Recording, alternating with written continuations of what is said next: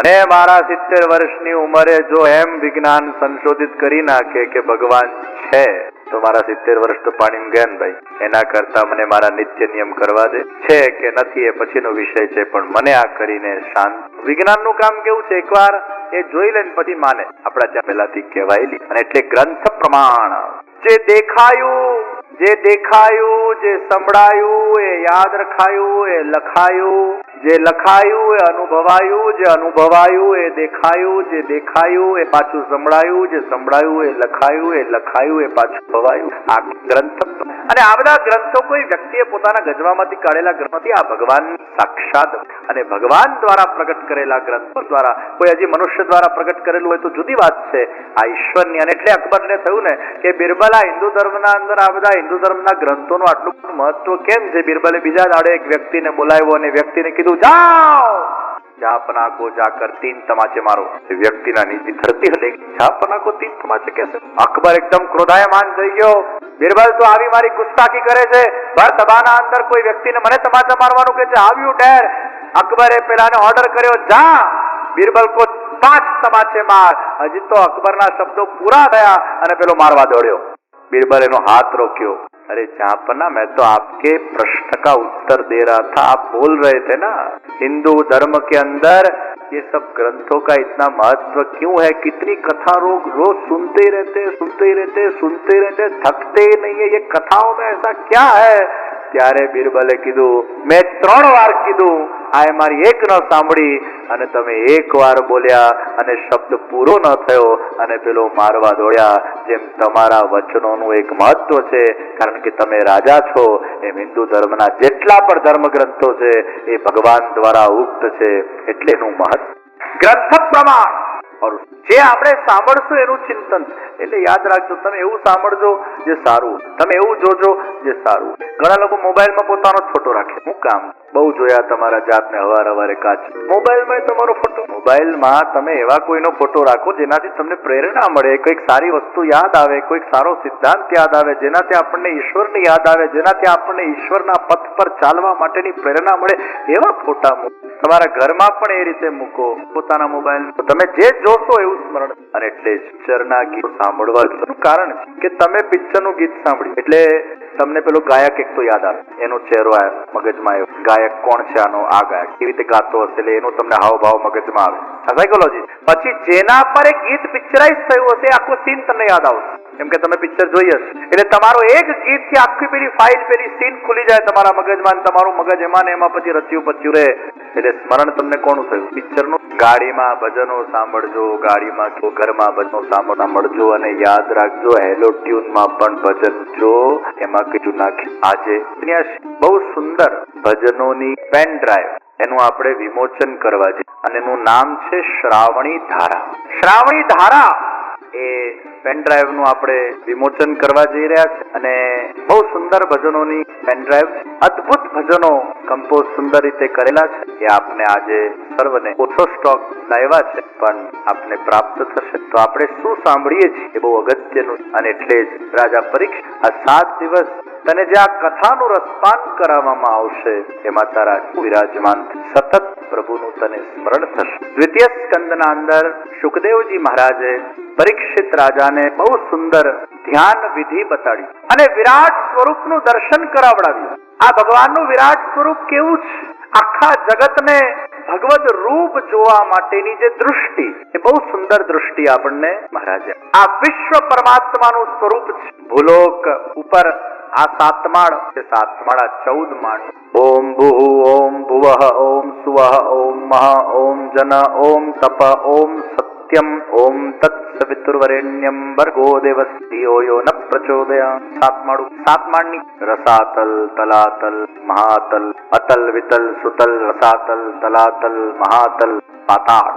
આ 7 છે. તો 7 ઉપર ને 7 એટલે 14. મનુષ્ય જયારે સત્કર્મ કરે છે ત્યારે ઉર્ધ્વ ગતિ પામે છે, જ્યારે દુષ્કર્મ નીચેના લોકો એ બધા નર્કના અને ઉપરના લોકો જેને બહુ પુણ્ય કામ કર્યા હોય છે સ્વર્ગમાં જાય છે અને સ્વર્ગનું પુણ્યનું ક્ષીણ થાય એટલે પાછા એ ભૂતલ પર આવી. ઘણા એવા તપસ્વીઓ, એવા યોગીઓ એ લોકો મહરલોક, સત્યલોક, તપલોકમાં જાય છે, ત્યાં જઈને પોતાની સાધના કરે છે. એવા ઘણા જ્ઞાનીઓ, યોગીઓને એ લોક પ્રદાન થાય છે જ્યાં એમને પરમ શાંતિ થાય છે. ભગવાનના જે નિજ દૈવી ભક્તો છે, એ મર્યાદા ભક્તો, એ આ તો ભગવાનના વૈકુંઠ ધામમાં જઈને એ ભગવાન વિધિ સેવા કરે છે, અને જે પુષ્ટિઓ છે એ ભગવાનના ગોલોક ધામના. આ 7 લોકોના પણ ઉપર અક્ષરધામ, વૈકુંઠ ધામ અને ગોલોક ધામ. આ રીતે તો ભગવાનનું આ સ્વરૂપ જે વિરાટ પુરુષનું દર્શન છે, ત્યાં ઉપર મુખ ભગવાનનું અને નીચે પાતાળમાં ચરણ, આ બધા જ લોકોને સમાહિત કરી લેતું ભગવાનનું વિરાટ. આ કાળા મેઘ એ ભગવાનના કેશ. જ્યારે જ્યારે આપણે આ મેઘને જોઈએ ને ત્યારે આપણે એ વિરાટ પુરુષનું દર્શન કરીને એવું ભાવ રાખવાનો, એ ભગવાન. આ નદીઓ એ ભગવાનની નાડીઓ છે. સૂર્યનો ઉદય અને સૂર્યનું અસ્ત એ ભગવાનના આંખનો નિમેષ ને ઉન્મેષ. આ વાયુની ગતિ એ ભગવાનનો શ્વાસ. ઘણીવાર જ્યારે આમ બહુ વાવાઝોડા ચાલતા હોય ને ત્યારે મને એમ થાય કે ભગવાન ક્યાંક ભસ્ત્રિકા કરતા લાગે છે. જોર જોરથી શ્વાસો લેતા હોય તો આ વાવાઝોડા આવી જાય. તમે વિચાર કરો, ભગવાનની એક જોરથી આમ ડીપ બ્રેથ લે ને એમાં આખું આ સૃષ્ટિ તહેસ મહેસ. તો આ વાયુની ગતિ એ ભગવાનનો શ્વાસ. આ વૃક્ષો એ ભગવાનના રૂવાટા છે. જેમ આપણા રૂવાટાને કોઈ આમ જોરથી ખેંચે તો આપણને કેટલો કષ્ટ, એમ વૃક્ષોને જે કાપે એ ભગવાનને કષ્ટ. વૃક્ષો એ ભગવાનના રૂવાટા, ભગવાનના એક એક અંગનું ધ્યાન. અને જે ભગવાનમાં આપણી આસક્તિ હોય, જે કોઈ પણ આપણા ઈષ્ટદેવ હોય, એમનું નિત્ય સવારે આ પ્રમાણે અને આ પ્રકારે આપણે ધ્યાન, આ ધ્યાનથી આપણને ખૂબ જ શાંતિ મળશે. આપણા ત્યાં નિરાકાર શૂન્યનું ધ્યાન નથી, આપણા ત્યાં સાકાર ભગવાનના સાક્ષાત સ્વરૂપ. ભગવાન સર્વત્ર વિદ્યમાન. અને દ્વિતીય સ્કંદના અંદર ચતુશ્લોકી ભાગવત, જેમાં ભગવાન સ્વયં પોતાનું પ્રમાણ આપે કે મેં, और ये भगवान के ही शब्द है कि मैं. ભલે કોઈ ભગવાનને માને ન માને જુદી વાત છે, પણ ભગવાન સ્વયં પોતાના જાતને પ્રમાણિત. અહમેવા સમેવાગ્રે નાન્યસ્યત સદસત્પરમ પશ્ચાદહમ યદેતચ્ચ યો વશિષ્યેત સોસ્મ્યહમ ઋતેર્થમ ન પ્રતીયેત ચાત્મની તદ્વિદ્યાદાત્મનો માયા યથા ભાસો યથા તમઃ યથા મહાંતિ ભૂતાની ભૂતેષુ ચાવચેષ્વનુ પ્રવિષ્ટાન્ય પ્રવિષ્ટાની તથા તેષુ ન તેષ્વહમ એતાવદેવ જિજ્ઞાસ્યમ તત્વ જિજ્ઞાસુનાત્મનઃ અન્વય વ્યતિરેકાભ્યામ યત સ્યાત સર્વત્ર સર્વદા. આ ચતુશ્લોકી ભાગવત એ ભાગવતનું બીજ છે. તમે આ 4 શ્લોક સાંભળી લીધા એટલે ભાગવતજીનું એ બીજનું ફળ તમને મળી લીધું. આમાંથી જ ભાગવત પ્રગટ. અને આ ભગવાનના શબ્દો જ અન્વય વ્યતિરેકના સિદ્ધાંતથી અગર ધુવાડો છે તો અગ્નિ હોય જ. જો ધુવાડો ન હોય તો અગ્નિ છે કે નહીં એ પ્રશ્નાર્થ થઈ જાય. ભગવાન છે કે નહીં એનું પ્રમાણ શું?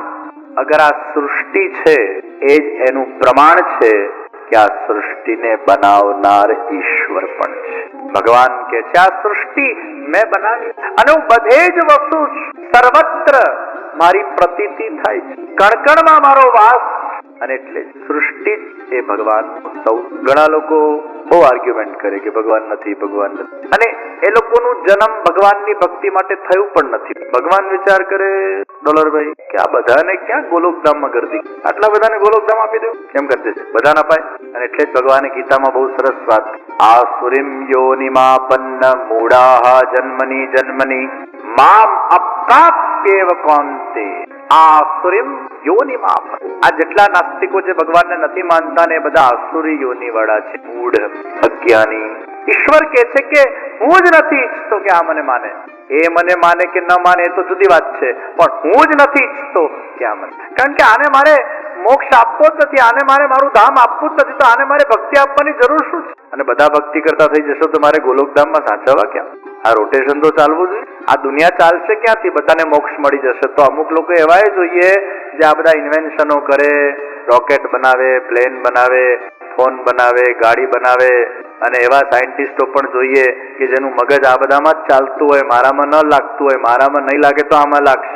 એનું જ્ઞાનમાં નહીં પણ વિજ્ઞાનમાં મગજ લાગશે, એનું ધર્મશાસ્ત્રમાં નહીં પણ આ વિજ્ઞાન શાસ્ત્રમાં એનું મગજ લાગશે. તો આ બધું કામ પણ જરૂરી. એટલે કોઈ ભગવાનને ના માનતું હોય ને તમારે ચિંતા જ નહીં કરવાની. આ પ્રવાહી જીવ એ નથી માનતો, એમાં ઈશ્વરની ઈચ્છા છે, પણ પ્રયાસ કરવાનો. પ્રયાસથી હાથ નહીં ધોઈ બેસવાનું, કારણ કે આપણે ત્રિકાલ દ્રષ્ટા નથી, આપણને ખબર નથી કે ખરેખર આમાં કયું છે. મેં એવાય લોકો જોયા છે 80 વર્ષે પરિવર્તન આવ્યું. મેં એવાય લોકો જોયા છે કથા શ્રવણ કરીને નાસ્તિક આસ્તિક બની ગયા છે. મેં એવાય લોકો જોયા છે જેમના જીવનમાં 360 ડિગ્રી ચેન્જીસ આવી ગયા છે. પહેલા આપણને લાગે આ કેવા હતા અને હવે કેવા થઈ ગયા, આમ આપણને કલ્પનાના પ્રયાસ. તો આવા જે લોકો પછી બહુ આર્ગ્યુમેન્ટ કરે ને, એટલે મને પછી છટકવાનું, એટલે એ લોકોને હું કહી દઉં કે જો ભાઈ તારે ખરેખર ભગવાન જોવા હોય તો વૃંદાવનમાં સેવા કુંજમાં રાત રહી જા, તને ભગવાન દેખાઈ જશે. છેલ્લે આ જ કહેવાનું, તમારે બધાએ કહી દેવાનું.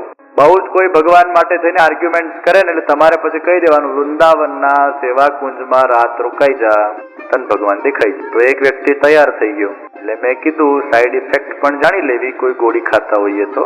મને કે શું સાઈડ ઇફેક્ટ? મેં કીધું અત્યાર સુધી જેટલા લોકો રોકાયા છે પાછા નથી આવ્યા. મને કે કોણ રિસ્ક લે આવું, અમારો તો બાલ બચ્ચા પરિવાર સાથે. તો મેં કીધું તું ક્યાં ભગવાનને માને છે? તું તો માનતો જ નથી ને, તો જા ને અને સિદ્ધ કરને કે નથી. તું તો માન, પછી કેમ ડરે છે? ના કદાચ હોય તો. બે વાત નહીં કરવાની, એક પકડી રાખ, છે કે નથી. પછી આવા લોકોને આ જ રસ્તો. આજ બી ભગવાન પધારશે. સેવા કુંજ તમે બધા જ ગયા, અને આજે પણ ત્યાં ફૂલની શૈયા બિછાવવામાં આવે છે અને રાત્રે પ્રભુ પધારે છે, રાધાજીની ચરણ સેવા કરે છે. ભગવાન કૃષ્ણ કે છે કે રાધાજીની પણ ચરણ સેવા હું કરું. એટલે પત્ની જ પતિની સેવા કરે એવું નથી હોતું, પતિ પણ પત્નીની સેવા કરતા હોય. તો રાધાજીની ચરણ સેવા ભગવાન કરે છે. અને સવારે ત્યાં મંગળા દર્શનમાં આપણે જોઈએ છે ફૂલ બધા વેર વિખેર હોય છે, બીડી અડધી આરોગેલી હોય છે, અને આ સાક્ષાત ચમત્કાર આજે પણ સેવા કુંજમાં ઠાકોર. ત્યાંના વૃક્ષો તો